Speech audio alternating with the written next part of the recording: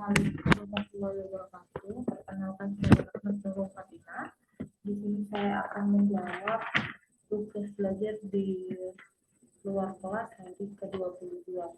Yang pertama, apa syarat sebelum memberikan modul M2A, yaitu T1A dan juga M1B. Lalu apa tujuan utama dan tujuan khusus modul M2A, yaitu anak menyukai kegiatan bermain modul M2A dan anak terampil menulis simbol 1-5. Lalu bagaimana cara motivator memberikan modul M2A, yaitu menulis simbol angka 1-5 dengan bantuan titik-titik. Kemudian menulis simbol angka 1-5 tanpa bantuan titik-titik, dan modul ini tidak harus diselesaikan.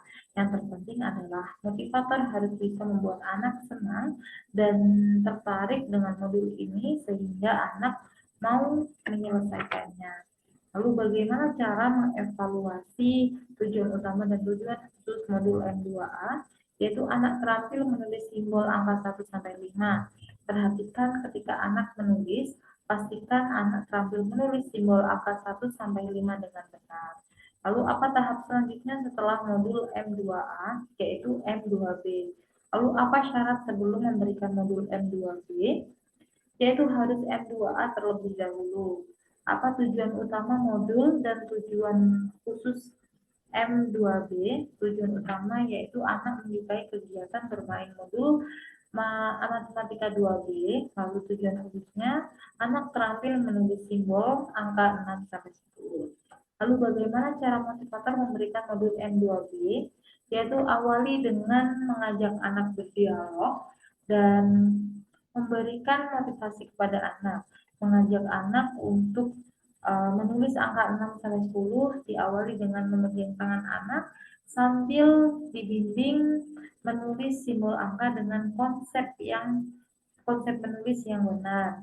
Menulis simbol angka 6-10 dengan bantuan titik-titik, menulis simbol angka 6-10 tanpa bantuan titik-titik, dan modul ini tidak harus diselesaikan.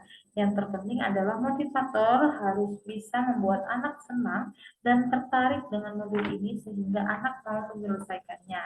Bagaimana cara mengevaluasi tujuan utama dan tujuan khusus modul M2B, yaitu anak terampil menulis simbol angka 6-10 dan perhatikan saat anak menulis, pastikan anak terampil menulis simbol angka 6-10 dengan benar. Lalu, apa tahap selanjutnya setelah modul M2B, yaitu M4A?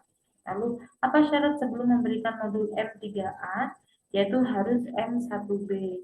Lalu, apa tujuan utama dan tujuan khusus modul M3A, yaitu menyukai kegiatan bermain modul M3A.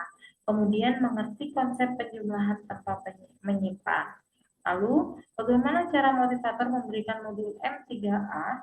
Yaitu pada modul ini anak harus sudah mengenal simbol angka 0-10.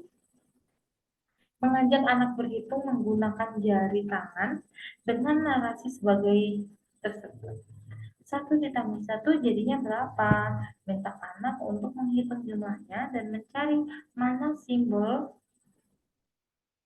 angka yang sesuai. Menarik garis, kemudian berikan reward ke anak dan lakukan evaluasi. Modul ini tidak harus diselesaikan. Yang terpenting motivator harus mampu memberikan atau membuat anak senang dan tertarik bermain modul ini sehingga anak semangat untuk menyelesaikan. Lalu bagaimana cara mengevaluasi tujuan utama dan tujuan khusus modul M3A?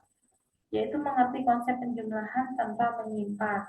Pastikan anak terampil berhitung menggunakan jari dengan benar. Lalu apa tahap selanjutnya setelah modul M3A, yaitu M3B?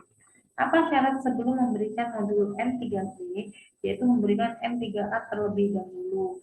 Lalu apa tujuan utama dan tujuan khusus modul M3B? Yaitu menyukai kegiatan bermain modul M3B, kemudian mengerti konsep penjumlahan dengan menyimpan. Bagaimana cara mengevaluasi tujuan utama dan tujuan khusus modul M3B? yaitu mengerti konsep penjumlahan dengan menyimpan. Pastikan anak mampu berhitung dengan menyimpan dengan mandiri dalam mengerjakan modul ini.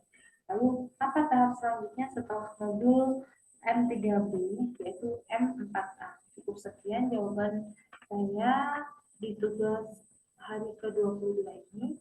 Wassalamualaikum warahmatullahi wabarakatuh.